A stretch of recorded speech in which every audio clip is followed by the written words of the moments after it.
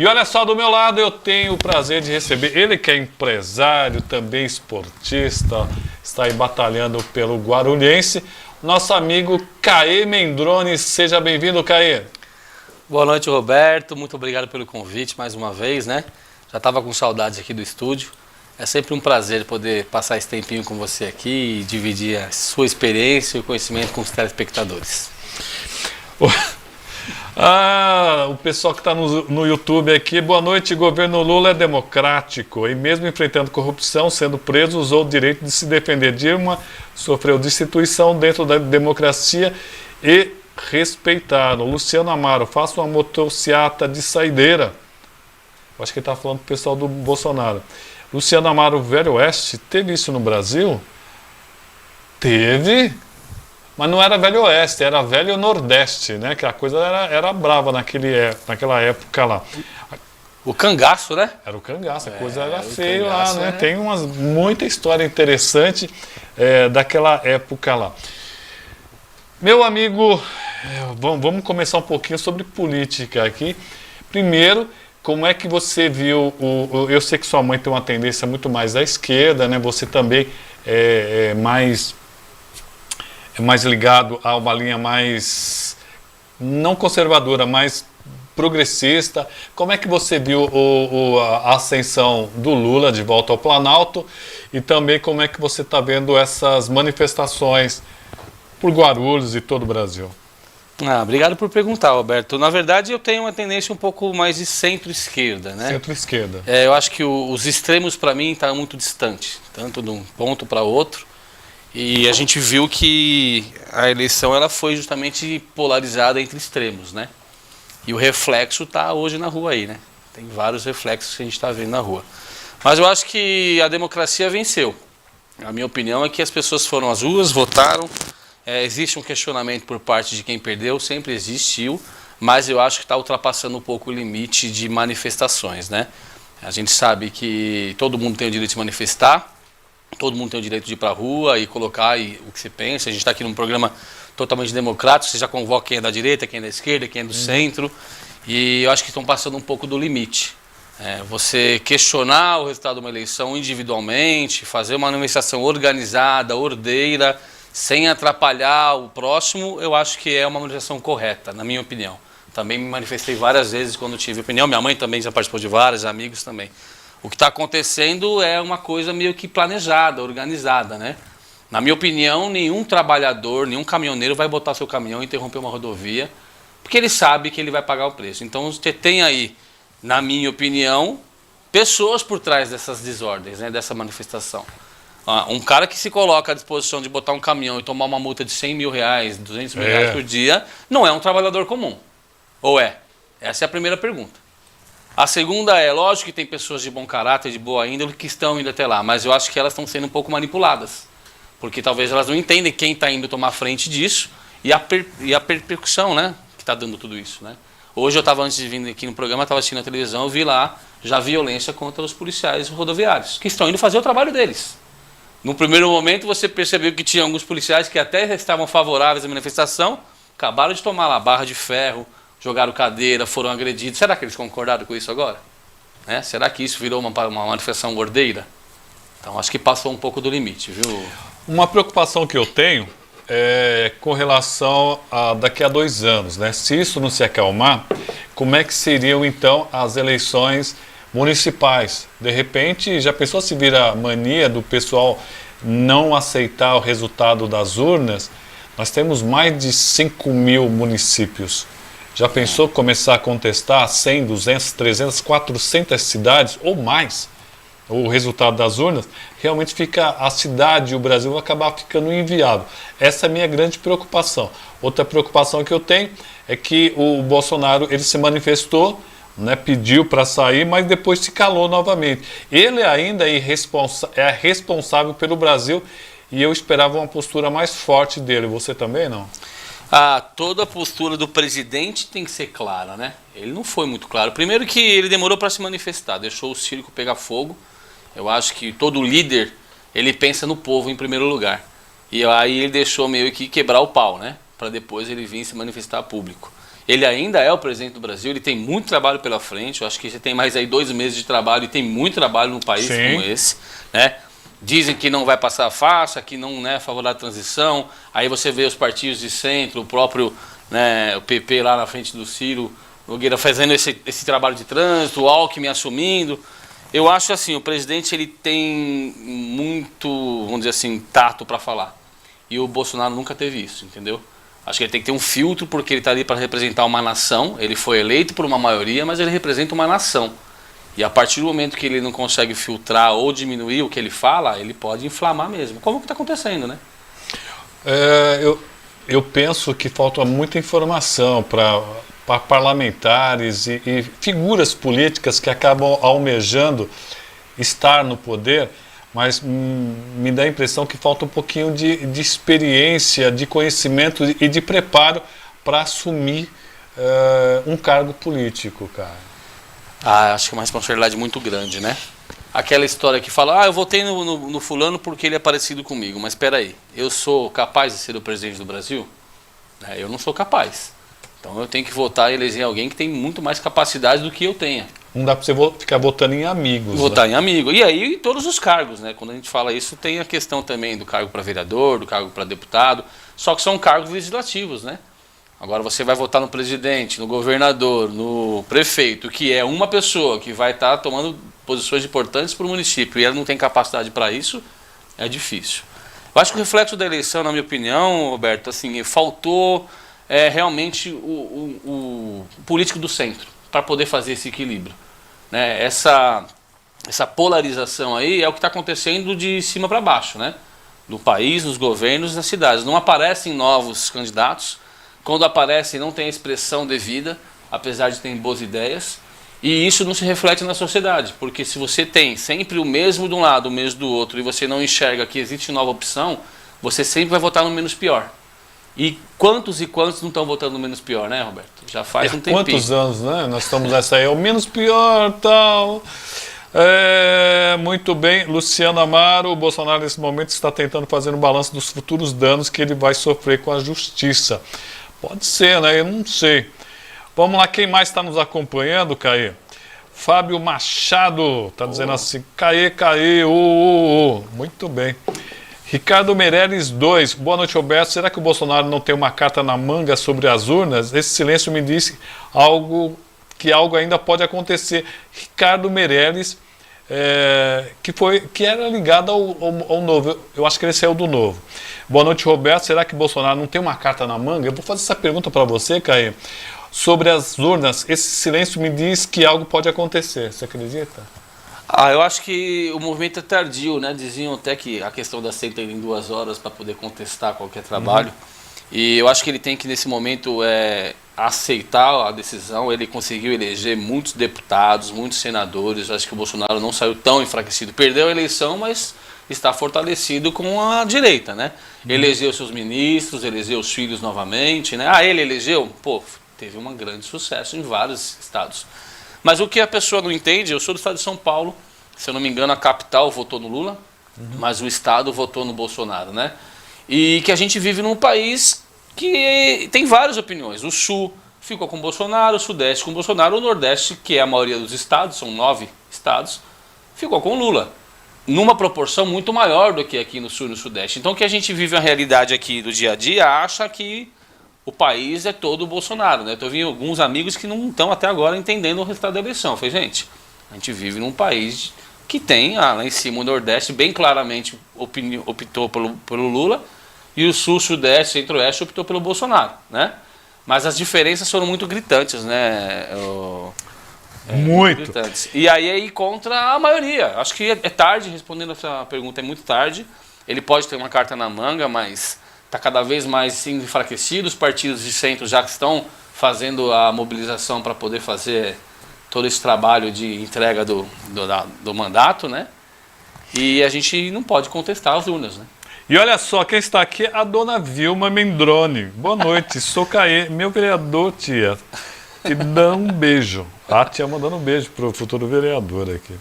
Eric Esteves, boa noite, meu amigo Roberto. Quero mandar um abraço ao amigo Caê, um jovem batalhador e sonhador, no qual tenho muita admiração. Ricardo Meirelles, eu acho que ele não tem mais carta não, cara. Eu acho que não tem mais carta, não existe mais carta. Lula não tem capacidade nenhuma, está dizendo o Fábio Machado aqui. Muito bem. E o Ítalo Giovanni Gallo. A palavra democracia vem do latim e significa demo, que é o povo, cracia, que é poder. O ser humano ainda não percebeu que tem um poder de decisão em suas próprias mãos. Por isso ainda segue sendo manipulado. Concorda com o Ítalo? Concordo. Boa parte dos manifestantes estão sendo manipulados, na minha opinião. Eu acho que ele pode até contestar a urna, mas o que está acontecendo no país é assim, sabe, vai um na frente e os outros vão atrás? É o que está acontecendo hoje. E aí as pessoas não estão tendo noção do que está atrapalhando a democracia, né? O poder do povo. Foi feita a eleição, foi feito o pedido por parte do Bolsonaro para a própria Forças Armadas estar realmente apurando as eleições. Foi feito várias condições para que isso acontecesse. E o que vai contestar agora? Que a Forças Armadas também está do lado do Lula ou que está do lado do opositor? Porque foi feito todo um trabalho para que isso seja o mais claro possível. Aí, após a derrota, vai contestar mais o quê? Ele contestou mais alguma coisa? Ele disse que não, né? Disse não. Que acabou. Acabou, como foi falado, a reunião secreta do Bolsonaro, do presidente, com a STF, né? Com os ministros. Bastante complicado aqui. Uma outra coisa que nós temos que ter uma atenção muito grande, pessoal.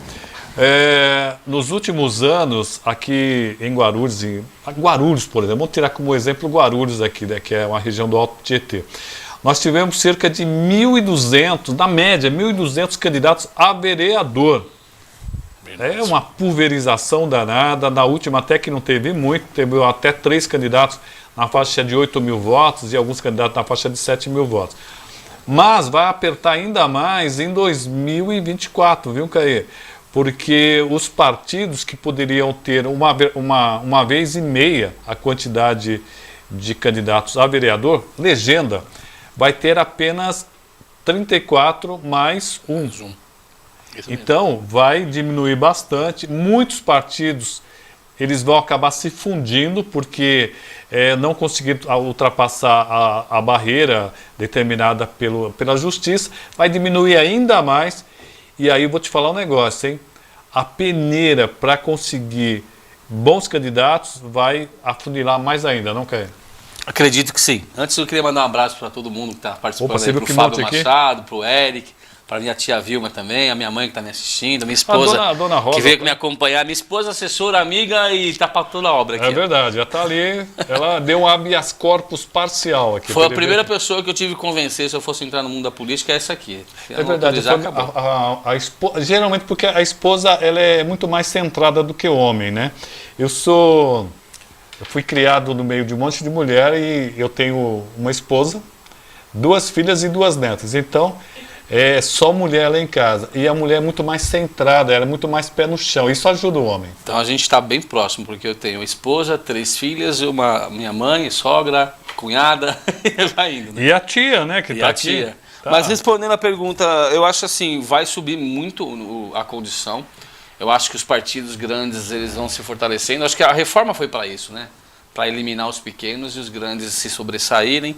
E em Guarulhos dizem aí, será que vai aumentar o número de cadeiras, Roberto? Existe a possibilidade legal, sim, porque o número de cadeiras de um parlamento municipal depende muito da quantidade da população, porque é representativo, né? Já pelo menos há uns 2 ou 3 legislaturas já poderia aumentar de 34 para 35. A pressão popular não deixou, mas existe possibilidade que a gente chegue a 37, pelo menos 37 cadeiras. Acho que vai aumentar e vai aumentar também a quantidade de votos. Você não vai conseguir mais eleger vereadores como outras vezes, né? A última foi acho que de 2000, né? 2000 quase 2100. Uhum. Vai ter que aumentar e isso complica para quem tem menos condição, Roberto. Acho que a cidade de Guarulhos é uma cidade muito grande, não tem um veículo de comunicação que consiga atingir todas as classes. Isso dá privilégios para quem tem mais recurso, para quem tem mais condição financeira e deixa mais distante o povo mesmo, aquele sola de sapato que vai ter que convencer um por um. Mas nada pode mudar, né? Você tem muitos candidatos aí que surpreenderam na última eleição, né? Que acabaram não tendo tanto recurso, mas acabaram conseguindo envolver a comunidade, seja ela os amigos, a igreja, cada um vai numa área, né? Eu acho que vai mudar muito o cenário. Toda vez muda, né? Uma média de 50% da Câmara renova, não é isso? 50% em média nas últimas pelo menos 10 legislaturas. Mauro Camina, já pensou Haddad na Casa Civil? Genuíno Gleice José Dirceu é o mesmo que desejar o pior ao teu filho. Concorda?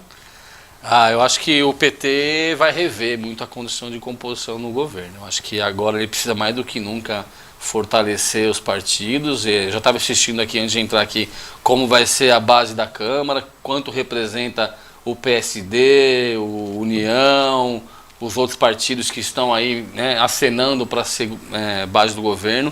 Acho que o PT não vai priorizar os cargos para os seus filiados ou os mesmos de sempre, né?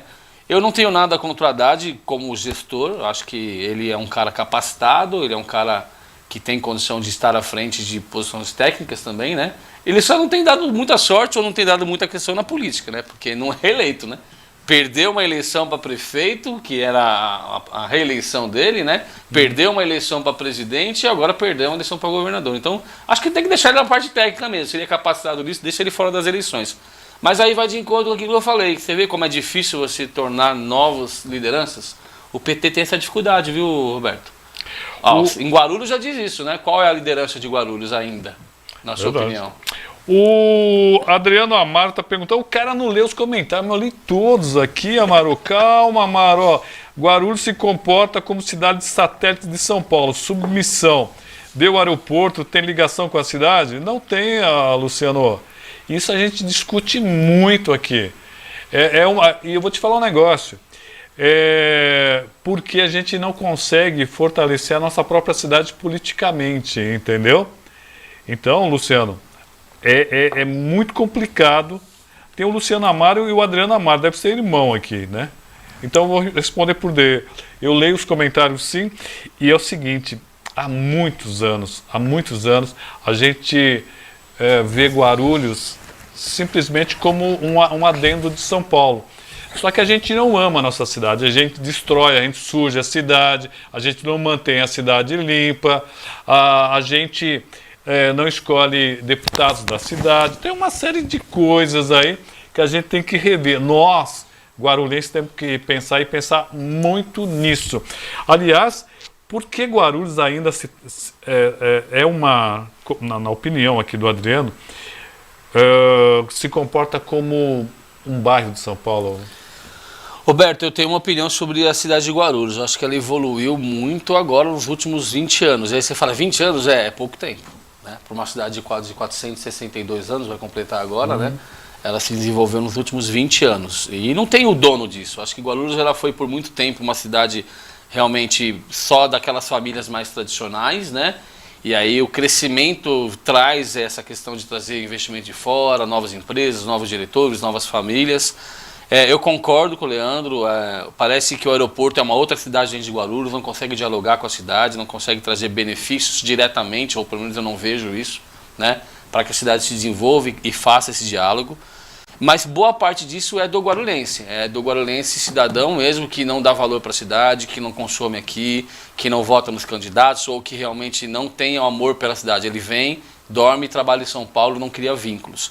Mas aos poucos as coisas estão sendo quebradas aí. Você vê a questão, por exemplo, da gastronomia. Eu não almoço e nem janto fora de Guarulhos. Tudo que eu preciso comer com a minha esposa, com a minha família, eu consumo aqui, porque eu vejo potencial nisso. Vê a questão do time, né? É verdade. O time da cidade, que conta muito, né? É um trabalho que você sabe que eu já estou brigando aí já faz alguns anos, para que a cidade tenha um novo time, uma nova cara, para que a cidade reconheça que ela é grande e precisa ter esse time de futebol. É uma cidade que não tem um canal de televisão próprio, como já conversei, não tem um veículo de comunicação que consiga a penetração em todas as casas, né? Por estar muito próximo a São Paulo. Então tem algumas coisas que a gente precisa dialogar com a sociedade, com os próprios empresários, para que a cidade se desenvolva mais, né? A questão do censo, sim, do guarulhense consumir aqui, mas a questão também de ter mais prioridade naquilo que ela vai ter. O canal de comunicação é importante? Eu acho muito importante. Quem que vai fazer? Quem vai ser o pioneiro para montar? Exatamente. Um time da cidade que dispute os campeonatos paulistas, que envolva as crianças, que dê oportunidade de quem que vai fazer. Então também a gente não pode ficar parado, né, Roberto? Eu estou fazendo a minha parte aí. Quem mais está aqui? Benê Sacomã, falando em esporte, é o Benê Sacomã, que já foi secretário de esporte aqui na cidade de Guarulhos. Fábio Machado, a nossa cidade é invadida por forasteiros e nós não cuidamos de nossa cidade. O Maurício Ribeiro, boa noite, Samuel e equipe Alden Arada. Parabéns, querido Caê, sucesso sempre, acredito no seu potencial, sempre amigo e irmão sempre. Muito bem aqui, pessoal, todos nos acompanhando aqui. Quero dizer aqui que Guarulhos tem 142 anos de emancipação. Mas é verdade, nos primeiros anos, nos primeiros 100 anos, 100 anos, Guarulhos era nada. Província. Província total. Começou a crescer um pouquinho com a chegada de um trem. Nós tivemos trem, né? Começo do século XX, ficou até a década de 60. 60 começamos a crescer um pouquinho, começou realmente a dobrar de população nos anos 60, de 20 para 60 mil, depois para 120, e aí em 1996 pulou para 1 milhão, e aí nós chegamos a 1 milhão e 400. Então, tem muita coisa para construir. Ele fez uma bela observação. O Guarulhos só tem mesmo os 20, 30 anos de crescimento para cá. Agradecer a nosso amigo Caê Mendrone. Obrigado, Caê. Bom, é um prazer, Roberto, falar com você. A gente sabe que a questão política eu não tenho costume de falar muito, mas muito obrigado pelo convite.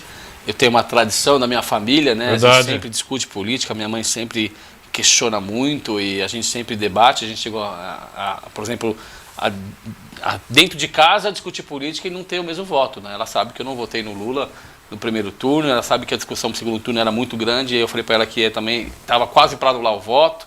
E aí dentro da família isso está acontecendo, mas acontecendo de uma forma de briga, né? E aí isso reverte na sociedade.